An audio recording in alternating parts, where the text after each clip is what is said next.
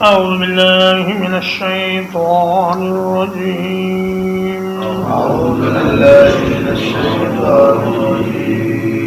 فعميت عليهم الأنباء يومئذ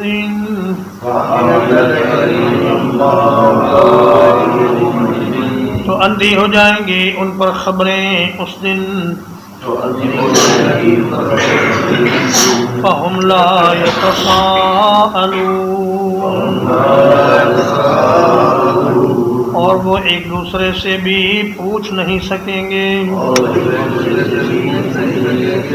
جب اللہ تعالیٰ یہ سوال فرمائے گا کہ ماذا اجبتم المرسلین، بتاؤ تم نے میرے رسولوں کو کیا جواب دیا تھا، ان کی دعوت کے جواب میں تم نے کیا کہا تھا، تو اس وقت ان کی سوچنے سمجھنے کی صلاحیت ختم ہو جائے گی اور انہیں کچھ سمجھ نہیں آئے گی کہ کیا جواب دیں، اس لیے کہ انہوں نے رسولوں کے ساتھ کوئی اچھا سلوک کیا ہی نہیں تھا، تو جواب کیا دیں۔ اور ایک دوسرے سے بھی پوچھ کر وہ نہیں بتا سکیں گے، اس لیے کہ ہر آدمی مخبوط الحواس ہو کر اور ہوش و حواس گم کر کے وہاں کھڑا ہوگا اور بالکل وہ لاجواب ہو کر اللہ کی بارگاہ میں کھڑے ہوں گے۔ فَأَمَّا مَن تَابَ، وہ شخص جس نے توبہ کی، وَآمَنَ اور ایمان لے آیا، وَعَمِلَ صَالِحًا اور نیک اعمال کیے، فَعَسَىٰ أَن يَكُونَ مِنَ الْمُفْلِحِينَ،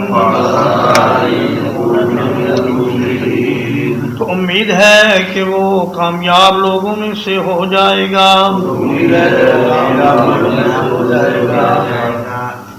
فرمایا اس دنیا میں رہتے ہوئے من تابا، جس نے شرک سے اور گناہوں سے توبہ کر لی، وہ آمنا اور قرآن و حدیث کی تصدیق کی زبان سے بھی اور دل سے بھی، وہ عامل صالحاً اور فرائض ادا کیے اور نوافل کی کثرت کی، فعسیٰ ان یکون من المفلحین۔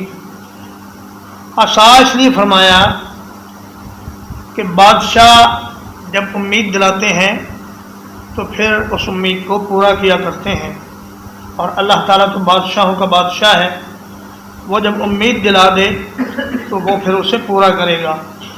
اور دوسری وجہ عسیٰ کی یہ ہے، یعنی تعین کے ساتھ اور جزم کے ساتھ کہ نہیں کہا کہ وہ کامیاب ہو جائیں گے، بلکہ کہا امید ہے وہ کامیاب ہو جائیں گے، یعنی ان کے اعمال کو اللہ تبارک و تعالیٰ قبول کرے گا تو وہ کامیاب ہو جائیں گے۔ اعمال کر لینا یہ ہمارا کام ہے، لیکن ان کو شرف قبولیت عطا کرنا یہ اللہ تعالیٰ کا کام ہے۔ وَرَبُّكَ يَخْلُقُ مَا يَشَاءُ وَيَخْتَارُ، اور آپ کا رب پیدا کرتا ہے جو چاہتا ہے اور چن لیتا ہے۔ مَا كَانَ لَهُمُ الْخِيَرَةُ، ان کے لیے کوئی اختیار نہیں۔ سبحان اللہ وتعالی عما یشرکون، پاک ہے اللہ تعالیٰ اور بہت بلند ہے اس چیز سے جو وہ شریک بناتے ہیں۔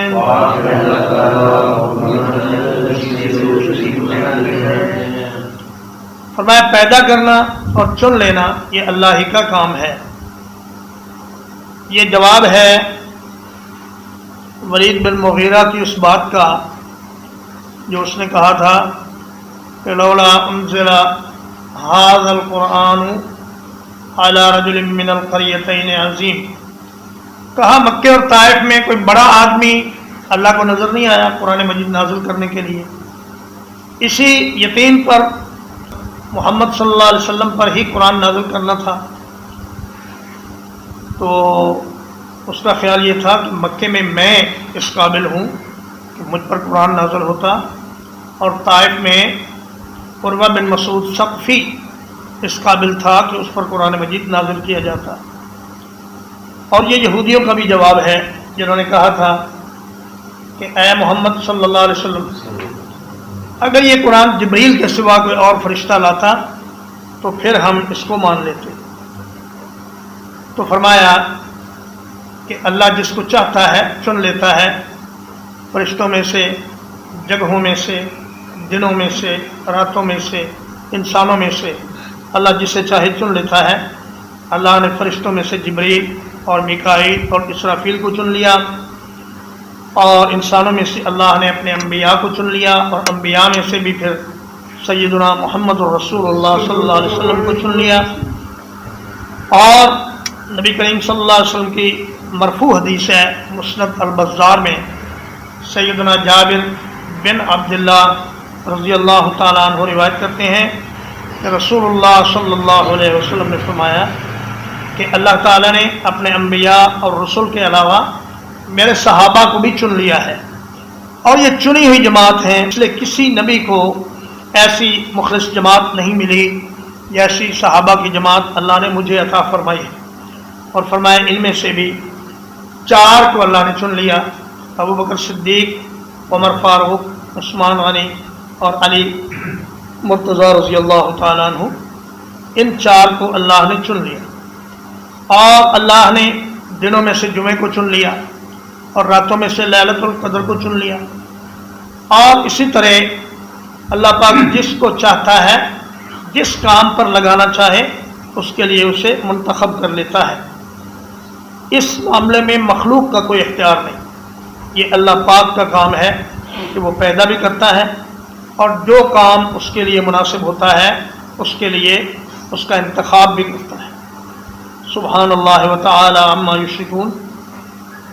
سبحان اور تعالی یہ اس مقام پر اکٹھے آئے ہیں، مطلب یہ کہ اللہ پاک بہت منزہ ہے، اور تعالی کا مطلب بہت بلند ہے اس چیز سے جو یہ اس کے ساتھ شریک کرتے ہیں اس کی مخلوق کو. وَرَبُّكَ يَعْلَمُ مَا تُكِنُّ صُدُورُهُمْ، اور آپ کا رب جانتا ہے جو کچھ ان کے سینے چھپاتے ہیں. وَمَا يُعْلِنُونَ، اور جو کچھ ظاہر کرتے ہیں. وَهُوَ اللَّهُ لَا إِلَٰهَ إِلَّا هُوَ، اور وہی اللہ ہے، اس کے سوا کوئی معبود برحق نہیں. لَهُ الْحَمْدُ فِي الْأُولَىٰ وَالْآخِرَةِ، اسی کے لیے تعریف ہے دنیا میں اور آخرت میں. وَلَهُ الْحُكْمُ، اور اسی کے لیے حکم ہے. وَإِلَيْهِ تُرْجَعُونَ، اور اسی کی طرف تم سب لوٹائے جاؤ گے. فرمایا اللہ دلوں کی چھپی ہوئی باتوں کو جانتا ہے، اللہ تمہارے خیالات سے بھی آگاہ ہے، اللہ تمہارے ان تمام مراحل سے آگاہ ہے کہ کس طرح تم پر توحید کی دعوت پیش کی گئی، کس طرح تمہارے دل نے اس کو مانا، کس طرح تمہاری زبانوں نے اس کا انکار کیا، اور تم نے ضد اور عناد کے ساتھ اللہ کی توحید اور رسول اللہ صلی اللہ علیہ وسلم کی رسالت کو ماننے سے انکار کیا. اور فرمایا کہ اللہ وہ ہے کہ دنیا میں بھی سب تعریفیں اسی کے لیے ہیں، اس لیے کہ جس چیز کی بھی تعریف ہوتی ہے کسی خوبی کی بنا پر ہوتی ہے، اور جس چیز میں جو بھی خوبی ہے وہ اللہ کی پیدا کی ہوئی ہے. اس لیے جس چیز کی بھی تعریف ہوگی وہ اصل میں اللہ ہی کی تعریف ہے، اور آخرت میں تو خالصتاً اسی کی تعریف ہوگی. اور یہ وہ ذات ہے کہ جس کا ہر کام ہی قابل تعریف ہے. اگر وہ کسی کو مارتا ہے، اگر وہ کسی کو بیمار کرتا ہے، اگر وہ کسی کو حادثے سے دوچار کرتا ہے، پھر بھی وہ تعریف کے قابل ہے، اس لیے کہ اس میں بھی اس کی کئی حکمتیں ہیں. اگر اللہ انسان کو مارے نہ تو زمین معذور بابوں سے بھر جائے جو نہ چل سکے، نہ کھا سکے، نہ پی سکے، تو مار لینا بھی اس کی مہربانی، بیماری دینا بھی اس کی مہربانی.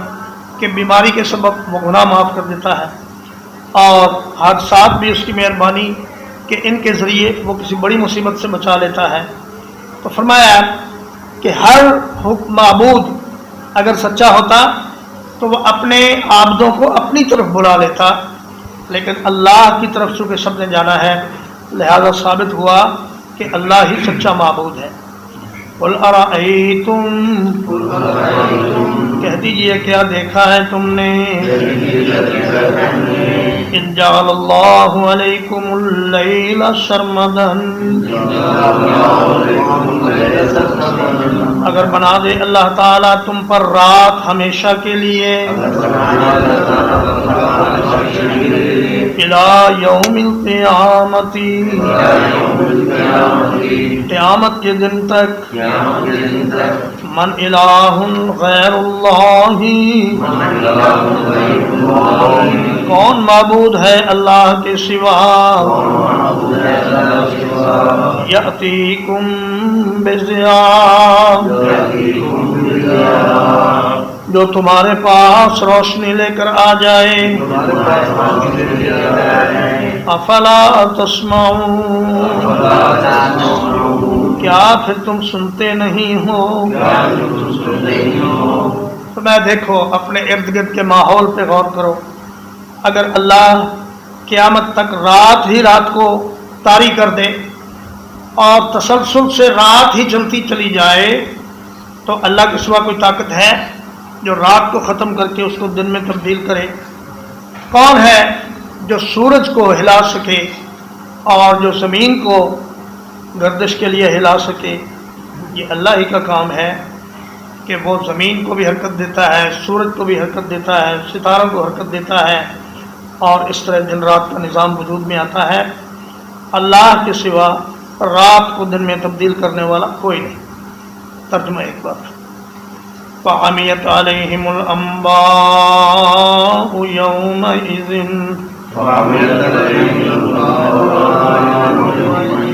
تو اس دن ان پر خبریں اندھی ہو جائیں گی، فَهُمْ لَا يَتَسَاءَلُونَ، اور وہ آپس میں بھی ایک دوسرے سے پوچھ نہیں سکیں گے۔ فَأَمَّا مَنْ تَابَ، وہ شخص جو توبہ کر لے، وَآمَنَ، اور ایمان لے آئے، وَعَمِلَ صَالِحًا، اور نیک اعمال کرے، فَعَسَىٰ أَن يَكُونَ مِنَ الْمُفْلِحِينَ، تو امید ہے کہ وہ کامیاب لوگوں میں ہو جائے گا۔ وَرَبُّكَ يَخْلُقُ مَا يَشَاءُ وَيَخْتَارُ، اور آپ کا رب پیدا کرتا ہے جو چاہتا ہے اور چن لیتا ہے۔ مَا كَانَ لَهُمُ الْخِيَرَةُ، ان کے لیے کوئی اختیار نہیں۔ سبحان اللہ وتعالی عما یشرکون، پاک ہے اللہ تعالیٰ اور بہت بلند ہے اس چیز سے جو وہ شریک بناتے ہیں۔ وَرَبُّكَ يَعْلَمُ مَا تُكِنُّ صُدُورُهُمْ، اور آپ کا رب جانتا ہے جو کچھ ان کے سینے چھپاتے ہیں۔ وَمَا يُعْلِنُونَ، اور جو کچھ ظاہر کرتے ہیں۔ وَهُوَ اللَّهُ لَا إِلَٰهَ إِلَّا هُوَ، اور وہی اللہ ہے جس کے سوا کوئی معبود برحق نہیں۔ لَهُ الْحَمْدُ فِي الْأُولَىٰ وَالْآخِرَةِ، اسی کے لیے تعریف ہے دنیا میں بھی اور آخرت میں بھی۔ وَلَهُ الْحُكْمُ اور حکم بھی اسی کا ہے وَإِلَيْهِ تُرْجَعُونَ اور اسی کی طرف تم لوٹائے جاؤ گے قُلْ أَرَأَيْتُمْ کہہ دیجئے کیا دیکھا تم نے إِنْ جَعَلَ اللَّهُ عَلَيْكُمُ اللَّيْلَ سَرْمَدًا اگر اللہ تعالیٰ تم پر رات بنا دے ہمیشہ کے لیے إِلَى يَوْمِ الْقِيَامَةِ قیامت کے دن تک من الہ غیر اللہ کون معبود ہے اللہ کے سوا یأتیکم بضیاء جو تمہارے پاس روشنی لے آئے افلا تسمعون کیا پھر تم سنتے نہیں ہو